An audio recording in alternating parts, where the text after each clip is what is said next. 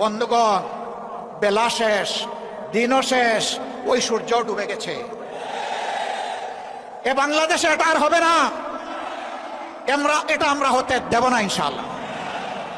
আমরা তরুণ যুবকদেরকে জিজ্ঞেস করতে চাই, যাদের বয়স 35 কিংবা তার নিচে, তিনটা নির্বাচনে ভোট দিতে পারো নাই, অর্থাৎ সারা জীবনে একটা ভোট দিতে পারো নাই। আগামীতে তোমাদের ভোট নিয়ে কেউ ছিনিমিনি খেলুক, কেউ চুরি করুক, কেউ তোমাদের ভোট হাইজ্যাক করুক, তোমরা কি তা বরদাস্ত করবে?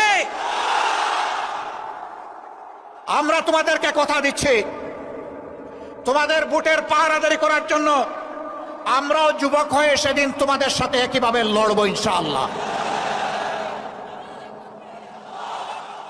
এখন থেকে আমরা সারা দেশে জনগণের ব্যাপক ভালোবাসা দেখতে পাচ্ছি।